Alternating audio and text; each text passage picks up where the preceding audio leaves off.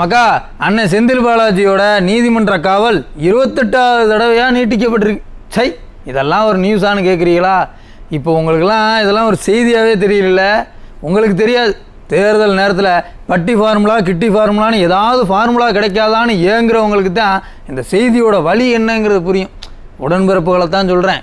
கொங்கு மண்டலத்தின் தளபதின்னு பீத்திக்கிட்டு இருந்தாங்க. இவங்க கொடுத்த பில்டப்பு இன்றைக்கி அவர் பெரிய தலைவலியாயிருச்சு. சரி மக்களே, குறுஞ்செய்தியை பார்த்துட்டு வாங்க, விரிவான செய்திகளை பார்ப்போம். ஐயா பொன்முடிக்கு எப்படியாச்சும் அமைச்சர் பதவியை வாங்கி கொடுத்துடணும்னு ஐயா ஸ்டாலின் அரும்பாடுபட்டுக்கிட்டு இருக்காரு. அது சரி, மகனுக்கு சீட்டு கொடுக்கலங்கிற கோவத்தில் எலெக்ஷனில் காலை வாரிட்டா என்ன செய்ய? அதுக்கு தான் இம்புட்டு மெனக்கெடுதாங்க.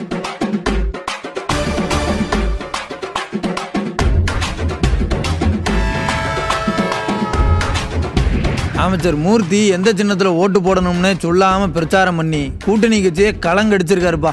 நல்லா அதை பண்ணோம் இதை பண்ணோன்னு பேசினவர் சின்னத்தை சொல்ல மறந்துட்டாராம். அப்புறம் ஞாபகம் வந்து திரும்ப சொல்லியிருக்காரு.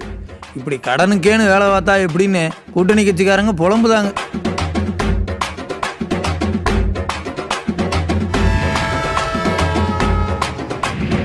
தேர்தல் விதிமுறைகளை மதிக்காம மூடி வச்சிருந்த ஐயா கருணாநிதியோட சிலையை திறந்து மாலை போட்டு சாமி கும்பிட்டுருக்காரு திருவண்ணாமலை திமுக வேட்பாளர்.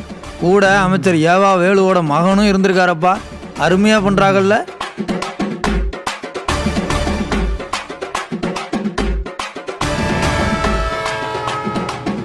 திண்டுக்கல்ல திமுக கூட்டணி கட்சியோட வேட்பாளர் அறிமுக கூட்டம் நடந்திருக்கு. இந்த கூட்டத்துக்கு வந்த பெண்களுக்கு பணமும் சாப்பாட்டுக்கு டோக்கனும் கொடுத்துருக்காங்க. அறிமுக கூட்டத்துக்கே ஆள் வர மாட்டேங்காங்களா? காசு கொடுத்து கூப்பிட்டு அறிமுகப்படுத்தலனா தான் என்னன்னு ஜனங்க கேட்குறாங்க.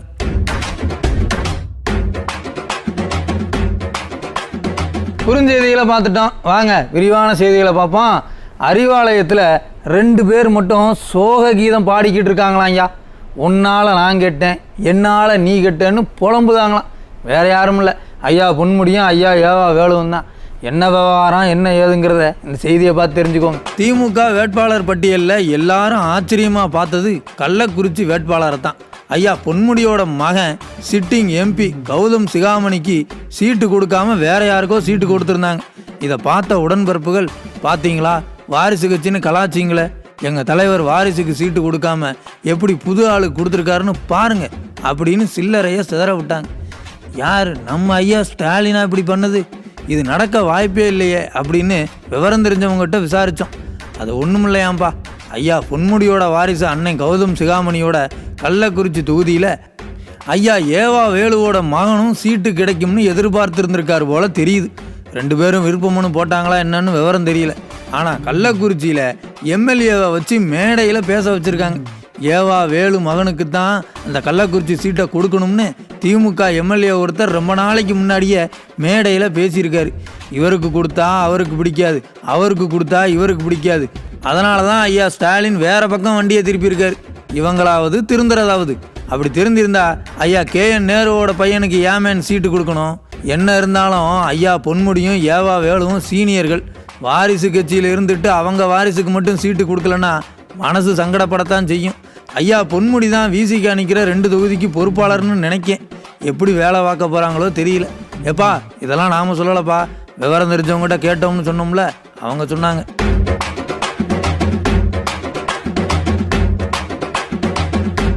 திமுக கூட்டணி கட்சியெல்லாம் ரொம்ப பயத்தில் இருக்கிறதா சொல்லுதாங்கப்பா. என்னென்னா போன 2019 வேலை பார்த்த மாதிரி திமுக காரங்க இப்போ வேலை பார்க்க மாட்டேங்காங்களாம். கடனேன்னு வேலை பார்க்குறதா சொல்லுதாங்க.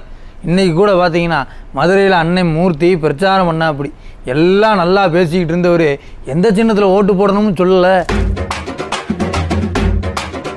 மதுரை திருச்சி திண்டுக்கல்னு ஒரு 19 தொகுதிகளில் திமுக கூட்டணி கட்சிகள் போட்டி போடுதாங்கப்பா. இதில் காங்கிரஸை தவிர்த்துட்டு மற்ற எல்லாருமே திமுக உடன்பிறப்புகள் வேலை பார்ப்பாங்கன்னு நம்பிக்கையோடு இருக்காங்களாம். ஆனால் பாருங்க, உடன்பிறப்புகள் கடனே விதியேன்னு வேலை பார்க்குறாங்க. எடுத்துக்காட்டுக்கு அமைச்சரே சொல்லலாம். மதுரை கிழக்கு தொகுதியில் பிரச்சாரம் பண்ண அமைச்சர் மூர்த்தி நான் அதை பண்ணேன் இதை பண்ணேன்னு அடித்து விட்டுட்டு கடைசி வரைக்கும் எந்த சின்னத்தில் ஓட்டு போடணும்னு சொல்லவே இல்லையாம். அவர் வாட்டுக்கு கிளம்பிட்டார். அப்புறம் சுதாரித்து மறுபடியும் வந்து சொல்லியிருக்காரு.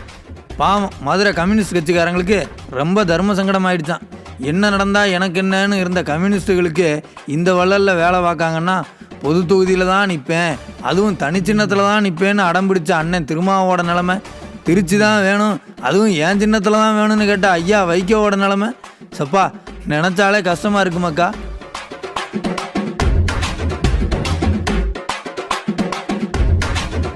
திமுக கும்பலுக்கு சட்டத்திட்டம்லாம் ஒன்றும் கிடையாது, எதையும் மதிக்க மாட்டாங்க. தேர்தல் நேரத்தில் தேர்தல் விதிமுறைகளை அடுத்தடுத்து மீறிக்கிட்டே இருக்காங்க. ஃபட்டி ஃபார்முலா கும்பல்கிட்ட நியாயத்தை எதிர்பார்க்க முடியுமா? தேர்தல் விதிமுறைகளை திமுக கும்பல் கடைபிடிக்க மாட்டேங்காங்கப்பா.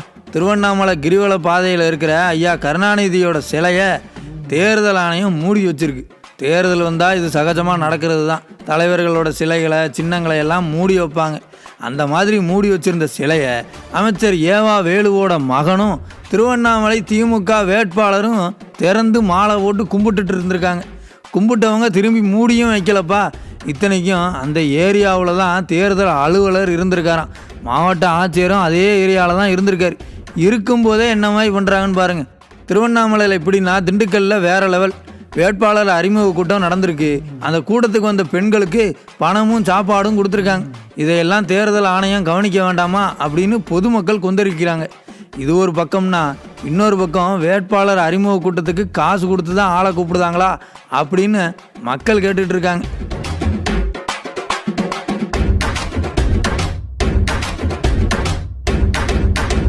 இங்கே ஒரு பக்கம் கூட்டணி கட்சிக்காரங்களை வேலை பார்க்க வைக்கிறது பெரும்பாடாக இருக்குது. இன்னொரு பக்கம் என்னடான்னா, கட்சி தொண்டர்களும் சரி பொதுமக்களும் சரி வேறு லெவலில் வேலை பார்க்குதாங்க. பெண்கள் வீட்டில் சின்னத்தை வரைஞ்சிக்கிட்டு இருக்கிற வீடியோக்கள் வைரலாகிட்டு இருக்கப்பா. விழுப்புரம் மாவட்டம் செஞ்சி பக்கம் ஒரு பட்டதாரி பெண் அவங்க வீட்டு சுவரில் ரெட்டலை சின்னத்தை வரைஞ்சி ட்ரெண்டிங் ஆகியிருக்காங்க. எவன் வந்தா என்ன எவன் போனா என்ன, ரெட்டலை சின்னம் தான் ஜெயிக்கும்னு சொல்லிக்கிட்டே அவங்க சின்னத்தை வரைஞ்ச வீடியோ இப்போ செம்ம வைரல் ஆகிடுச்சு.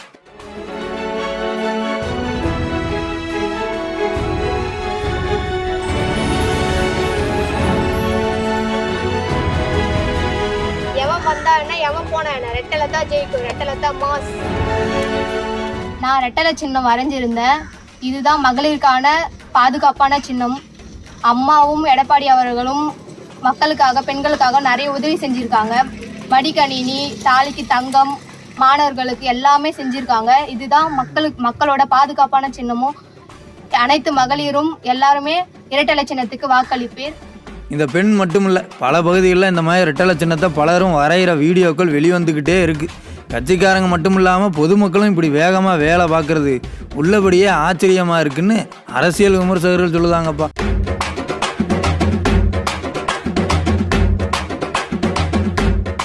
அப்புறமாக்கா ஐயா ஸ்டாலின் பகுமானமாக வெளியிட்ட தேர்தல் அறிக்கையை ஊரே சேர்ந்து பொழக்குதாமே.